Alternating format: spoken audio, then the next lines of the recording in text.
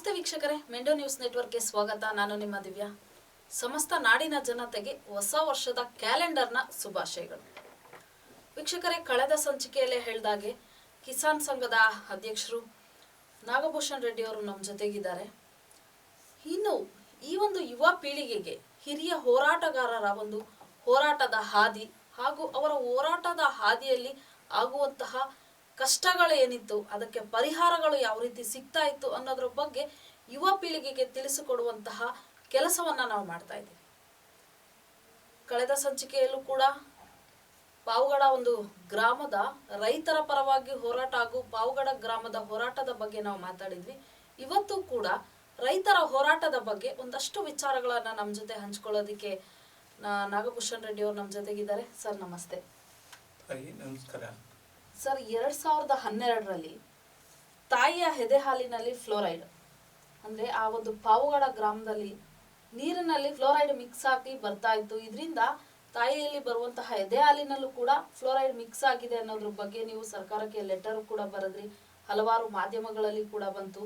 ಈ ಒಂದು ಹೋರಾಟಕ್ಕೆ ನಿಮಗೇನಾದ್ರೂ ಪರಿಹಾರ ಸಿಕ್ಕಿತ್ತಾ?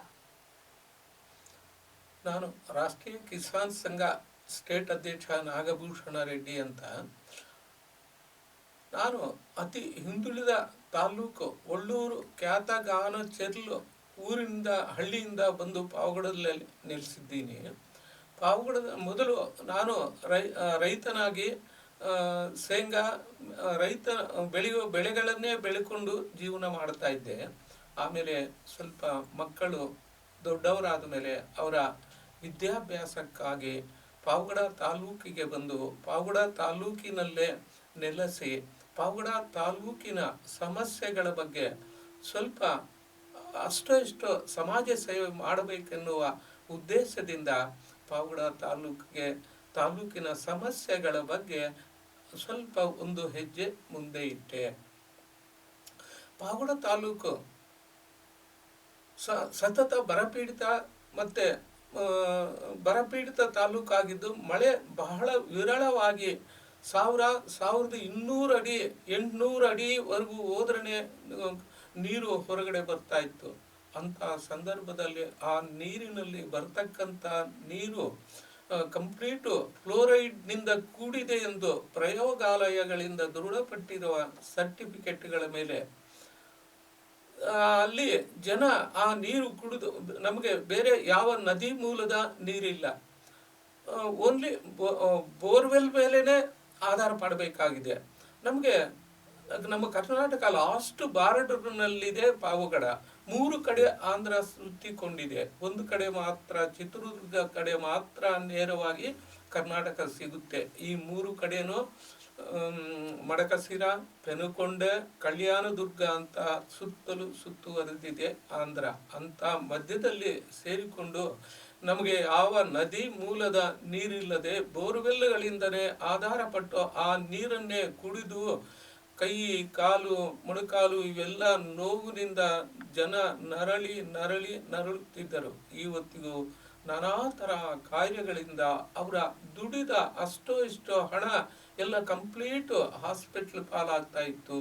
ಇವತ್ತು ಬಹಳ ಜನ ಈ ಒಂದು ಮೊಣಕಾಲು ನಾನಾ ಥರ ಕಾಯಿಲೆಗಳಿಂದ ನರಳುತ್ತಿದ್ದರು.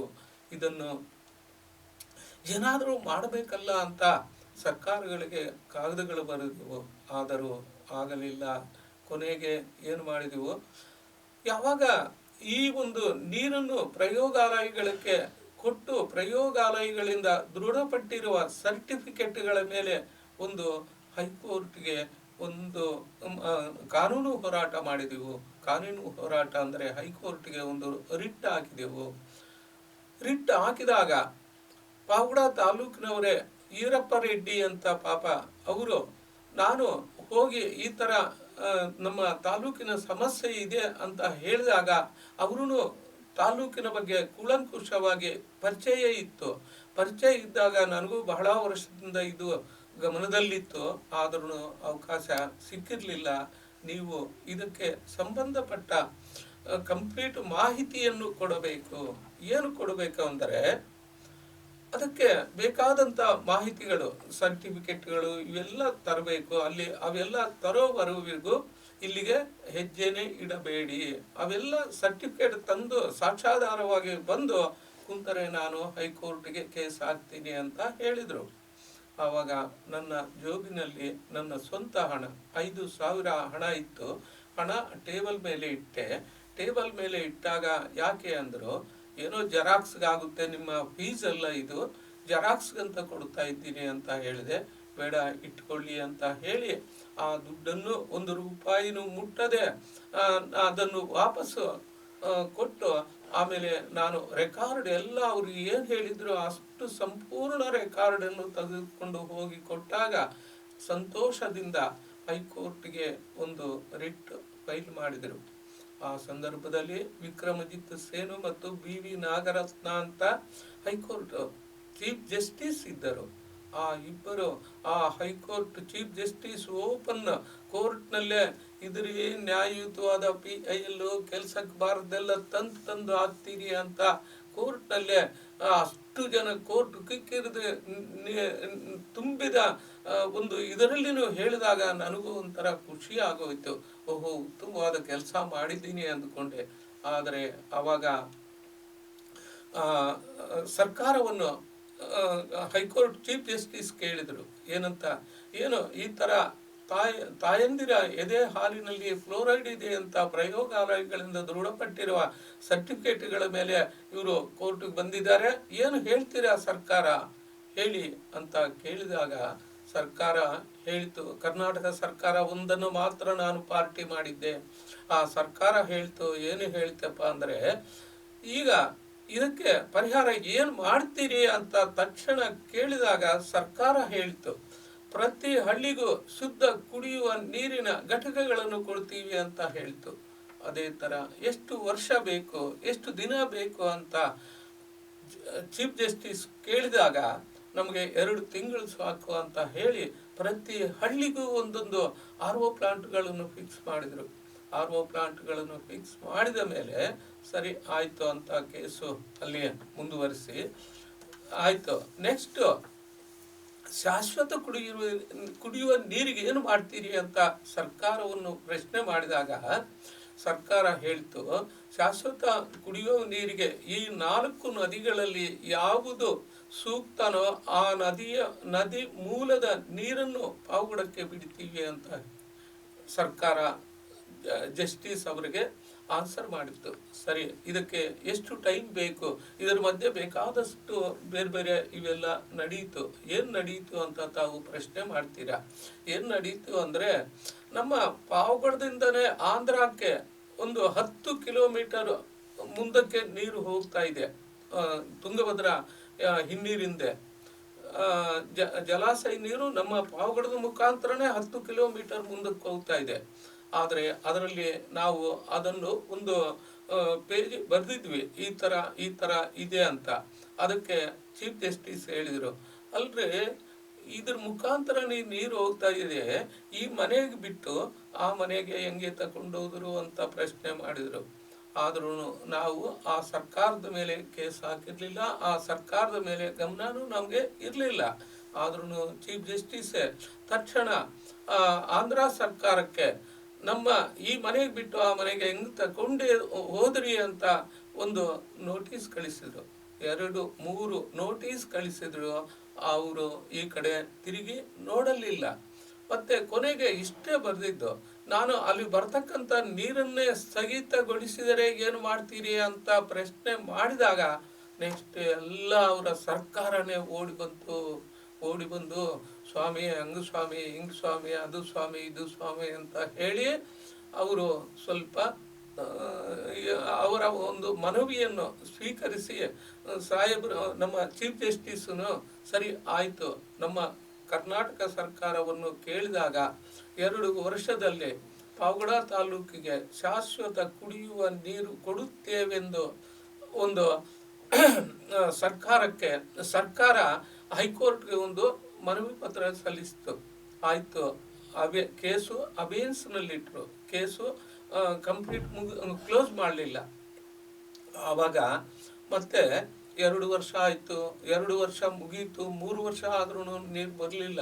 ಕೊನೆಗೆ ನಾನೇನು ಮಾಡಿದೆ, ಮತ್ತೆ ನಮ್ಮ ಸರ್ಕಾರಕ್ಕೆ ಈ ಥರ ನೀವು ನಿಮ್ಮ ಆಶ್ವಾಸನೆಯನ್ನು ತಪ್ಪು ಮಾಹಿತಿ ನೀಡಿದಿರಿ, ತಪ್ಪು ಒಂದು ವರದಿಯನ್ನು ಕೊಟ್ರಿ, ಆದರೆ ಇಲ್ಲಿ ಜನ ಸಾಯ್ತಾ ಇದ್ದಾರೆ ಅಂತ ಮತ್ತೆ ಕೋರ್ಟ್ಗೆ ಹಾಕಿದಾಗ ಕೋರ್ಟು ಚೀಫ್ ಜಸ್ಟಿಸ್ ಒಂದೇ ಮಾತೆ ಹೇಳಿದ್ದು, ನೋಡಿ ಸರ್ಕಾರಗಳೇ, ಇದು ಏನಾದರೂ ಒಂದು ಈ ನೀರು ಕುಡಿದು ಒಬ್ಬರು ಸತ್ತಿದ್ದಾರೆಂದು ಡಾಕ್ಟರ್ ಒಂದು ಸರ್ಟಿಫಿಕೇಟ್ ಕೊಟ್ಟರೆ ಅವನಿಗೆ ಆ ಕುಟುಂಬಕ್ಕೆ 50 ಲಕ್ಷ ಕೊಡಬೇಕಂತ ನಾನು ಆದೇಶ ಮಾಡ್ತೀನಿ. ನಮ್ಮ ಇದರಲ್ಲಿ ಆ ಥರ ಇದೆ, ನೀವು ಇದಕ್ಕೆ ಸಿಗಾಕೊಂಡ್ರೆ ತುಂಬ ತೊಂದರೆ ಆಗುತ್ತೆ ನೋಡಿ ಅಂತ ಸೆಕೆಂಡ್ ಟೈಮ್ ನಾನು ಕೇಸ್ ಹಾಕಿದಾಗ ಹೇಳಿದ ತಕ್ಷಣ ಸಿದ್ದರಾಮಯ್ಯ ಅವರೇ ಅವಾಗ CM ಅವರಾಗಿದ್ದು, ತಕ್ಷಣ ಅವರೇನು ಮಾಡಿದ್ರು, ಕ್ಯಾಬಿನೆಟ್ ಕರೆದು ತಕ್ಷಣ ಇನ್ನು 3 ತಾಲೂಕುಗಳನ್ನು ಸೇರಿಸಿಕೊಂಡರು. ಕೂಡ್ಲಿಗಿ, ಮೊಳಕಾಲ್ಮೂರು, ಚಳ್ಳಕೆರೆ, ಪರಶುರಾಂಪುರ, ಪಾವಗಡ. ಈ ತಾಲೂಕುಗಳನ್ನು ಸೇರಿಸಿಕೊಂಡು 2352 ಕೋಟಿ ಹಣವನ್ನು ಒಂದು ಕ್ಯಾಬಿನೆಟ್ನಲ್ಲಿ ಅದು ಇಟ್ಟು ಆ ಕಾಮಗಾರಿಯನ್ನು ಪ್ರಾರಂಭ ಮಾಡಲು ಟೆಂಡರ್ ಕರೆದು ಟೆಂಡರು ಆಯಿತು. 2 ವರ್ಷ ಅವರು ಟೈಮ್ ತಗೊಂಡಿದ್ದರು. 3 ವರ್ಷ ಆಯಿತು, ಇಲ್ಲಿವರೆಗೂ ನೀರು ಬಂದಿರಲಿಲ್ಲ. ಮತ್ತು ನಾನು ನಿಮ್ಮ ಸ್ಟಿಪ್ಯುಲೇಟೆಡ್ ಟೈಮ್, ನಿಮ್ಮ ಅಗ್ರಿಮೆಂಟ್ ಟೈಮ್ ಮುಗೀತು, ಇಷ್ಟು ದಿನ ಆದರೂ ನೀವು ನಮಗೆ ನೀರು ಬಿಡಲಿಲ್ಲ, ಅದಕ್ಕೋಸ್ಕರ ನಿಮ್ಮ ಮೇಲೆ ಮತ್ತೆ ನಾವು ಕೇಸ್ ಹಾಕಬೇಕಾಗುತ್ತೆ ಅಂತ 2 ಸಲ ಸ್ಟ್ರೈಕ್ ಮಾಡಿದಾಗ ತಕ್ಷಣ ಅವರು ಸ್ಪಂದಿಸಿ ಕಾಮಗಾರಿಯನ್ನು ವೇಗವಂತ ಮಾಡಿ ಈಗ ರಾ ವಾಟರು ಆಲ್ರೆಡಿ 1 ತಿಂಗಳಿಂದ ಬರ್ತಾ ಇದೆ. ಈ ತಿಂಗಳ ಕೊನೆಯಲ್ಲಿ ಜನವರಿ 1ನೇ ತಾರೀಕಿಗೆ ನೀರು ಕೊಡ್ತೀವಿ ಅಂತ ನನಗೆ 2 ಸಲ ಅಗ್ರಿಮೆಂಟ್ ಇದನ್ನು ಹಿಂಬರಹವನ್ನು ಬರೆದು ಕೊಟ್ಟಿದ್ದಾರೆ. ಆ ಒಂದು ಹಿಂಬರಹದ ಮೇಲೆ ಮತ್ತೆ ನಾನು ನಿಮ್ಮ ಮೇಲೆ ಕೇಸ್ ಹಾಕಬೇಕಾಗುತ್ತೆ ಅಂತ ಹೇಳಿದಾಗ, ಇಲ್ಲ, ಎಲ್ಲ ಕಂಪ್ಲೀಟ್ ಮಾಡಿದ್ದೀವಿ, ಈಗ ಅಲ್ಲಿ ಫಿಲ್ಟರ್ ವಾಟರನ್ನೇ ಪಾವಗಡಕ್ಕೆ ಬಿಡ್ತೀವಿ, ರಾ ವಾಟರ್ ಬಿಟ್ಟಿದ್ದಾರೆ, ಆಲ್ರೆಡಿ ಎಲ್ಲ ಕಡೆನೂ ಟೆಸ್ಟ್ ಮಾಡ್ಕೊಂಡು ಬಂದಿದ್ದಾರೆ. ಆದರೆ ಈಗ ಫಿಲ್ಟರ್ ವಾಟರು ಶುದ್ಧ ನೀರು ಈ ತಿಂಗಳಲ್ಲೇ ಸಿದ್ದರಾಮಯ್ಯ ಅವರೇ ಬಂದು ಮತ್ತೆ ಉದ್ಘಾಟನೆ ಮಾಡ್ತಾರೆ ಅಂತ ಹೇಳ್ತಾ ಇದ್ದಾರೆ. ಅದಕ್ಕೆ ಕಾದು ನೋಡಬೇಕಾಗಿದೆ. ಆ ಒಂದು ಇದು ಆದರೆ ನಮ್ಮ ತಾಲೂಕಿಗೆ ತುಂಬ ಹೆಲ್ಪ್ ಆಗುತ್ತೆ, ತುಂಬ ಜನಕ್ಕೆ ಒಂದು ಅನುಕೂಲ ಆದಂಗ ಆಯಿತು.